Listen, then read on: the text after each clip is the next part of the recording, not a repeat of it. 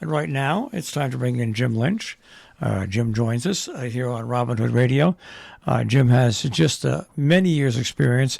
He's an independent voice. He talks about Wall Street, the economy, politics, sports, and he brings a wealth of experience and knowledge, which is always useful in troubling and changing times.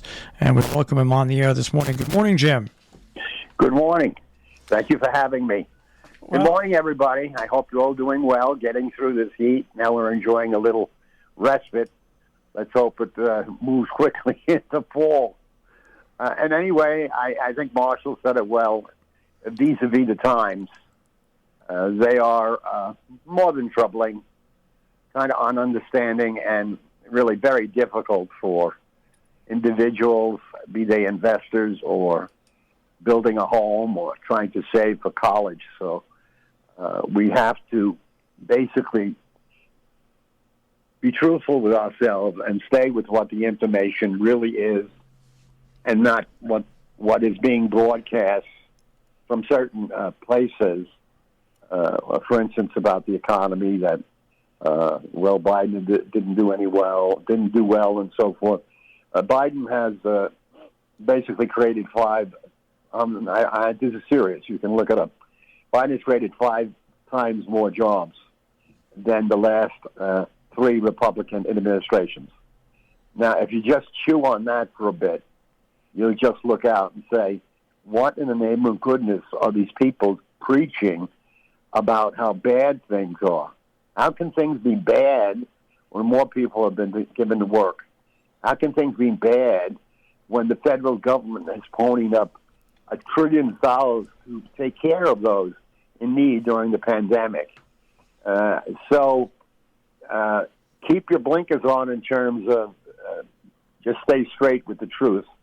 And in all areas, and as Jill used to say, and I think I agreed, you got to check it all out. And as I think Marshall has said, you really need to have more than one source of information, be it on the television show or the internet or the newspapers. You cannot rely on just one source solely. Too many people are just lining up with a network, for instance, that makes them feel comfortable because it espouses the views they believe in. None of us are perfect. None of us know the whole story. And none of us have the right solutions to everything. So be open and trusting yourself rather than anybody else. In any event, let's start with the markets. I haven't talked to you for a while. The last couple of days, the last 4 trading days have been very volatile. The first there was short covering rally that got the stocks up. And then yesterday, Katie barred the door. The Dow was down 600. The Dow was down 600 because of the following. One, people have been yelling and screaming about inflation. The Federal Reserve has started a policy of raising rates to quell inflation. It won't be perfect, but it is an attempt at an agency of the government to try and make the economy sound. There are always ups and downs. But the net result is the Fed at the end of the month, I guess, or the end this weekend, the head guy talks, and they're definitely going to raise rates again, possibly substantially. Is it right? Is it wrong? Nobody knows in this kind of environment. As we started out commentary here, we're in uncharted waters. That might sound like it's from a book, but it's not. It's reality. We're truly in uncharted waters. It would take an hour to go over all of the challenges we have in this country, abroad, Asia, Africa, etc. So the point is, the Fed is not going to be perfect, but it's causing a rise in short-term interest rates, and it's causing a lot of people who bought the stock market recently to get a little bit jittery. I'm a believer in you always look for value in things to invest in. I'm not a believer in going whole hog in any one investment. diversification is very necessary. In terms of what's going on today, I'm not a stock picker for this show, so I'm not going to give you names. But you just have to get to know how to do your homework, how to know that sales ratio to the price of a stock, the assets that the company owns, the debt that it has outstanding. In these last two categories, if you can envision the assets being enough to fund a company through a period of 3 to 5 years, adding to assets as you go along, that's positive. However, if the debt is too large in terms of the amount, and it's at an interest rate that does penalize earnings, that's one you stay away from.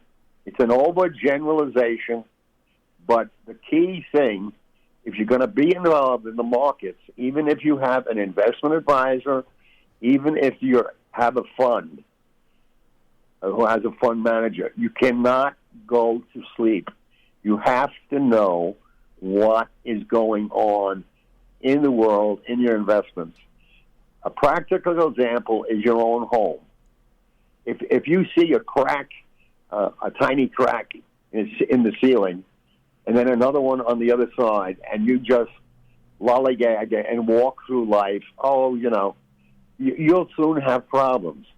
That practical example is indicative of a portfolio. When stocks go down particularly dramatically, there's got to be a reason. It's not just economic. It could very well have to do with the company, the company's product line, the amount of interest in a certain product or product area. And this can only be done by paying attention. Now, in terms of going forward, we have primaries throughout the country. A lot of the people who are on the Republican side being selected to run in November. Many of them are very zealous, hard hat Trump Republicans, believing that Trump won the election, believing that people should go on the street to go against the government, believing that the FBI is victimizing Trump, and this is all poppycock.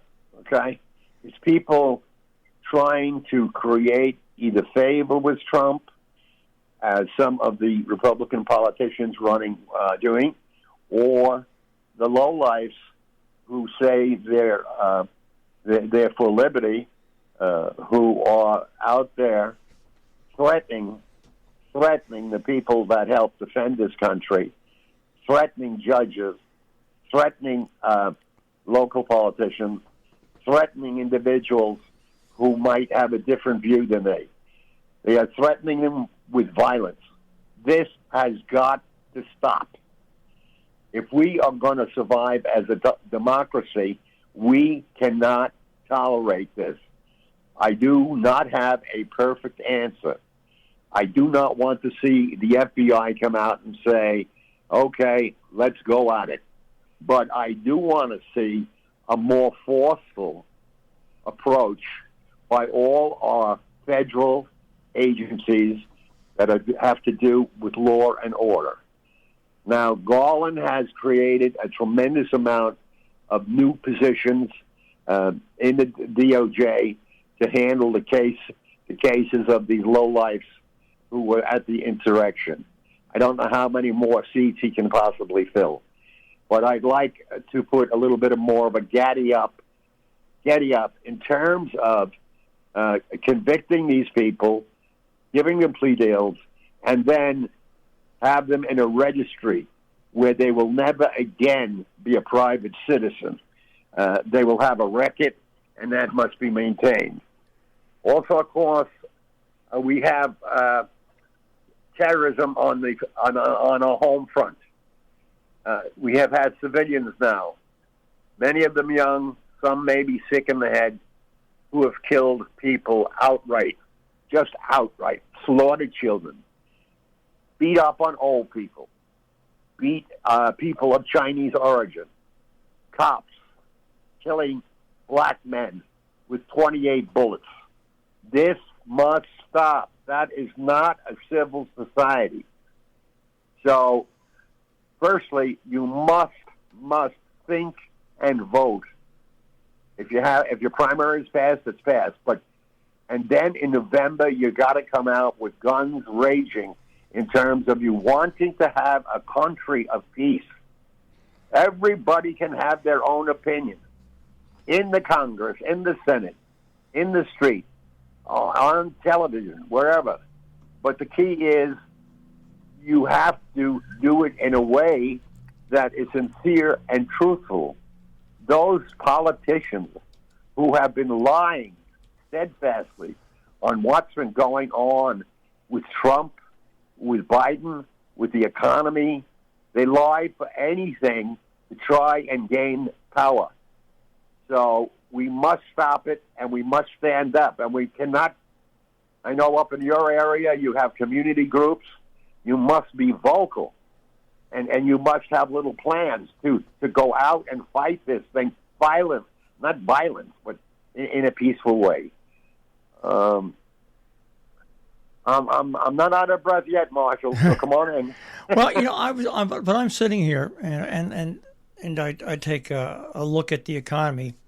You can no longer just look at the United States economy as separate from the world economy, and to understand the challenges that are going on in the world.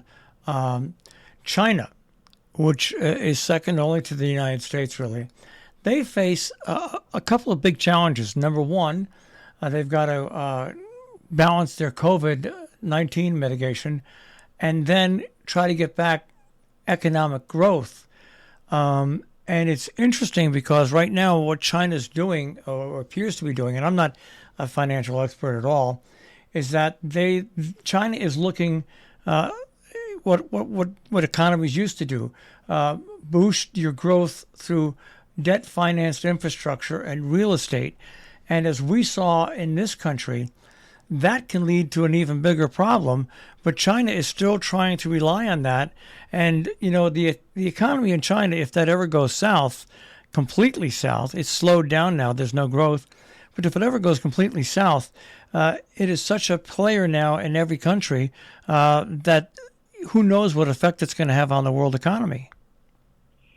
Point well said, point well taken. It'll be a tremendous recession, maybe worse.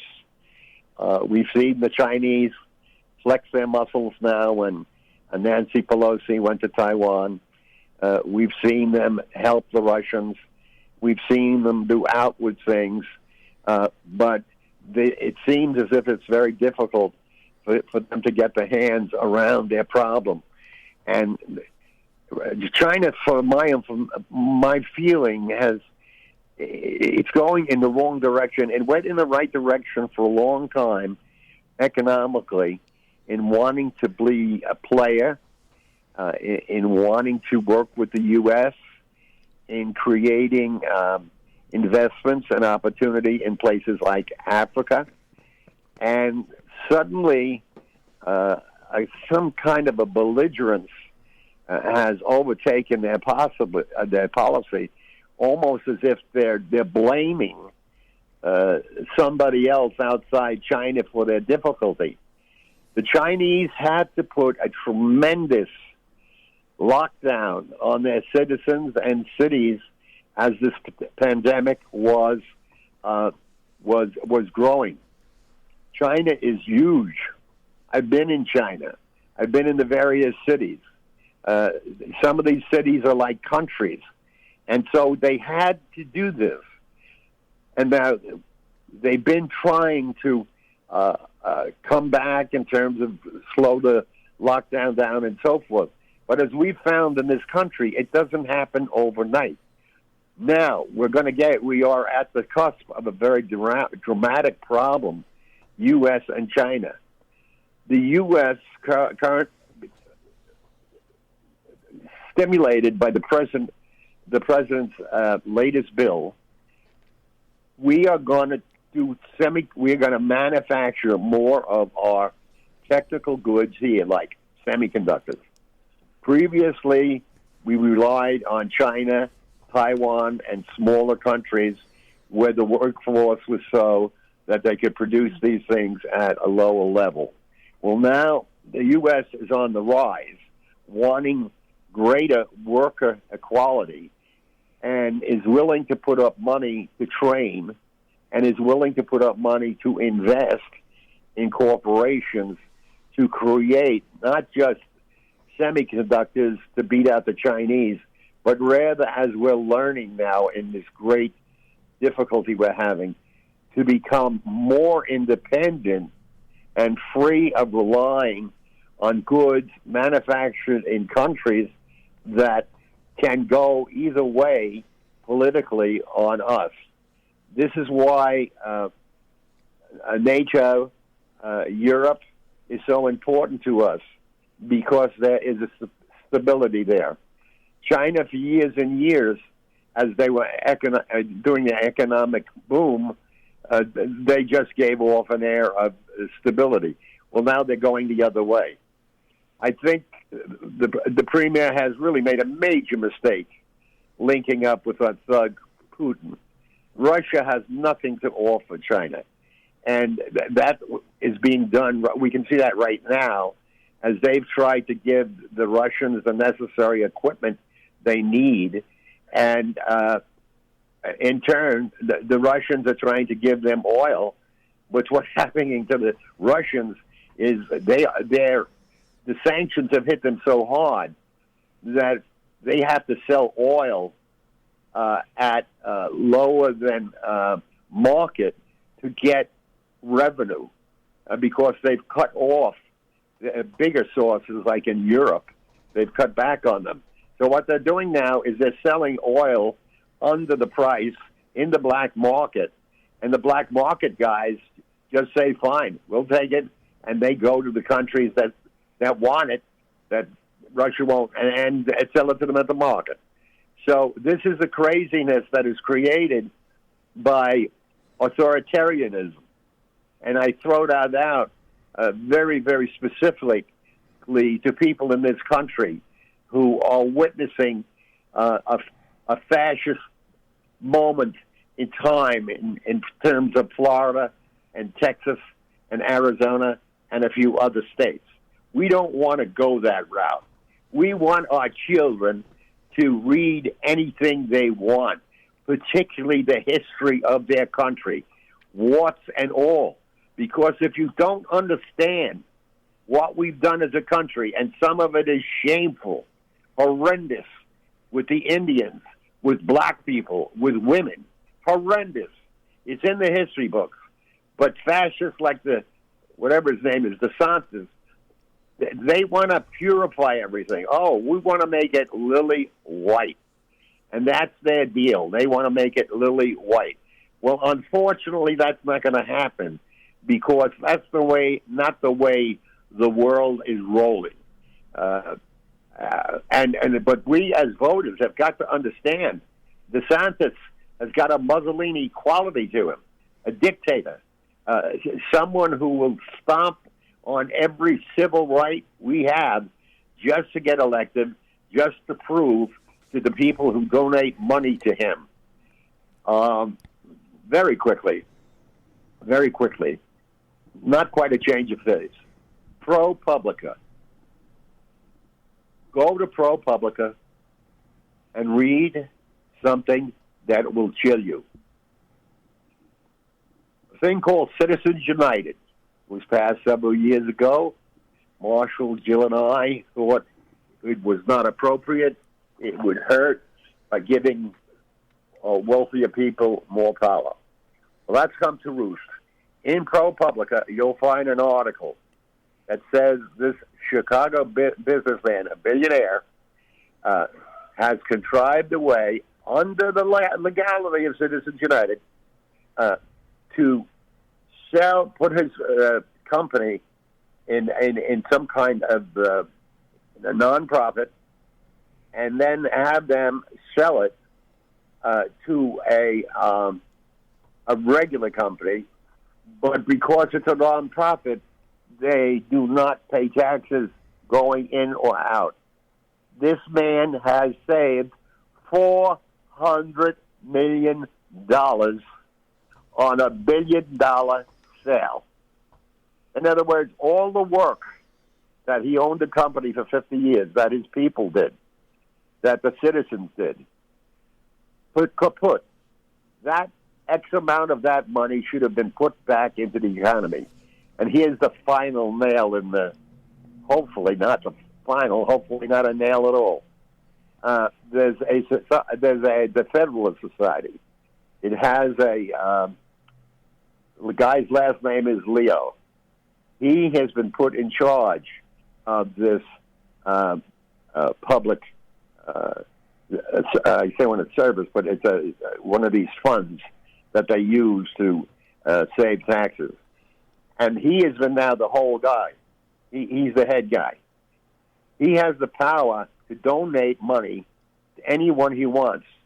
He happens to be the head of the Federalist Society, which happens to be the group that selects your next Supreme Court justice. The last 4 of them have been his nomination. You never hear his name. He keeps it very quiet. But his deal is he just goes out there and charms the big donors to give him money to make this country more conservative. That is his goal. Well, there's a lot to chew on there, and when we talk the economy, the United States in the 70s saw what was happening with oil. We have become the biggest oil producer in the world, and that unleashes our companies to make tremendous amounts of money, and they take advantage of any way they can to raise their prices, retail prices. But now the fact that we're going back into the market, the world economy, and saying, hey, semiconductors and chips, we want to make them here. There were a lot of good things that came about from a world economy. But as we see now, years later, it's like potato salad. Potato salad is great when you first put it in the refrigerator. But after 6 months, it's gone bad. You take a look at this global economy move. It was very good in the beginning. It is not good now. We took back, and we make our more than enough oil ourselves, leading producer. We're going back after the chip market, which we should, and there's other places where we have to do the same thing, and we can't be so short-sighted that we're going to let our economy, the news on our economy, upset people, because basically 75% of the world, when you talk economy, the only knowledge they have is given to them spoon-fed by networks, and that's not the right knowledge. That's the thing we have to overcome. Jim, we're out of time, unfortunately, but that's what we have to overcome. Don't get spoon-fed the news. Really look into what our economy is and what it does. Right. Exactly. Okay, my friend. Good to hear your voice. Always good to speak to you, Jim. We'll hopefully speak to you again next week. I hope so, too. All right, take care. Take care of yourself. Jim Lynch, and Cover Your Assets this morning here on The Breakfast Club on Robin Hood Radio.